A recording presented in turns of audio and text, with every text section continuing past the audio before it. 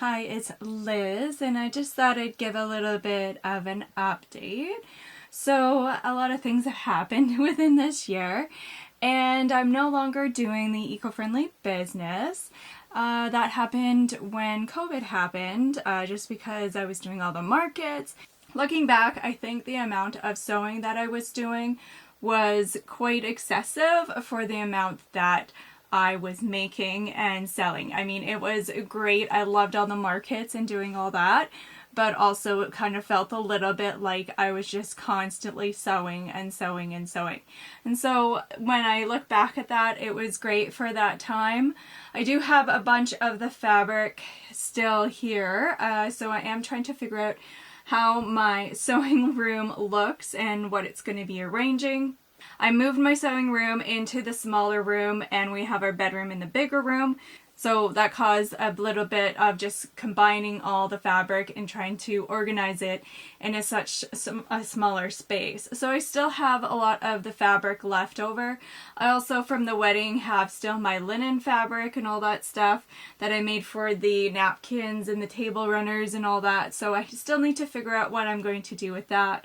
Still have all my fabric from previous, when I've collected it and patterns, and then still ongoing projects.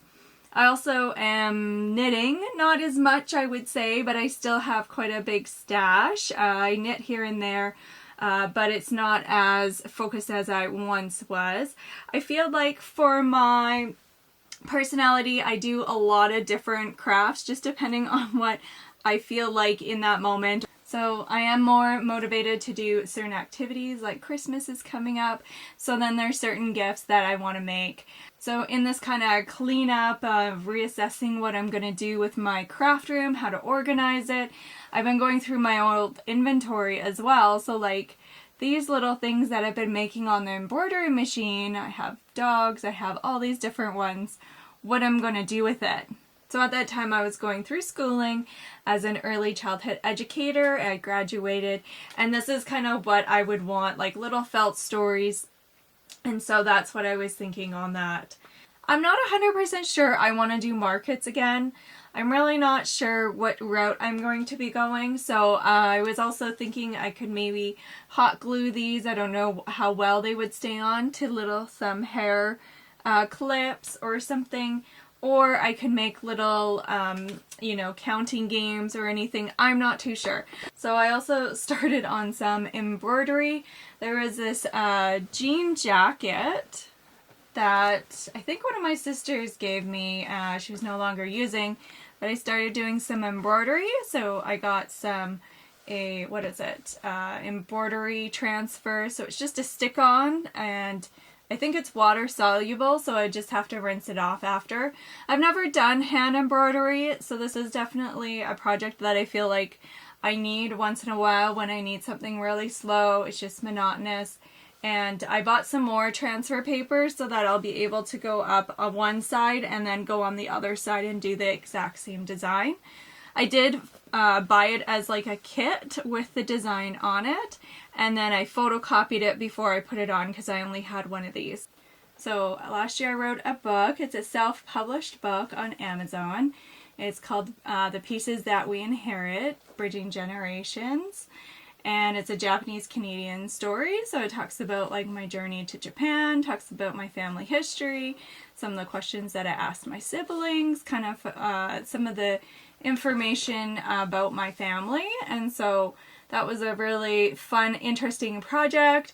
It was a very, very huge undertaking to do it within a year.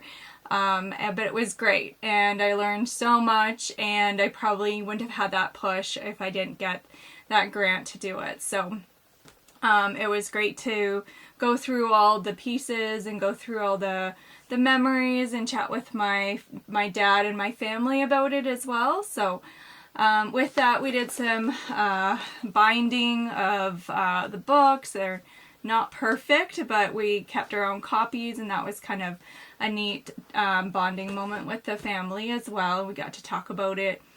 And so with that, I've been doing a little bit more like paper craft of here's some notepads, and I've been personalizing it so it just has somebody's picture on the front.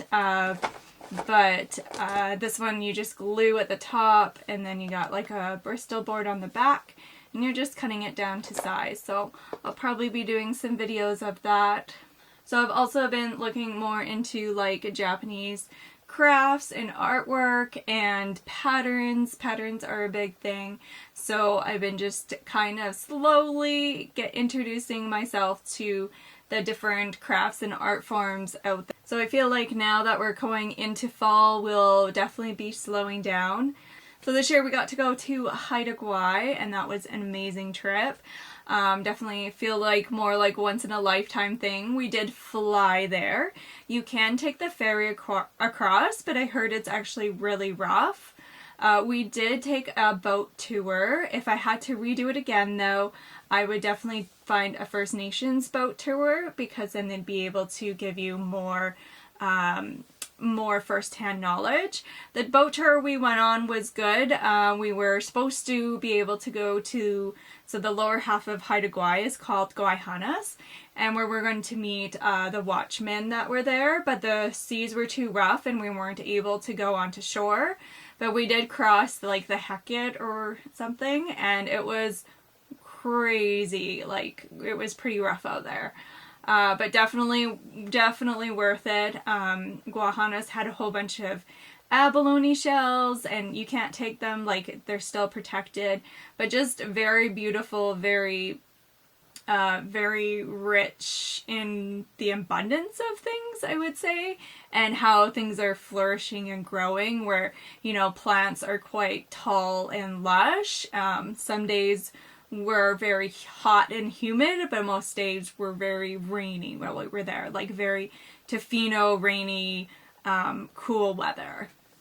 So my intention is that I'm going to get this craft room going again, and that will be sewing, doing a little bit of embroidery, kind of whatever the projects take us, and I hope you come along. I will chat with you later. Okay, bye.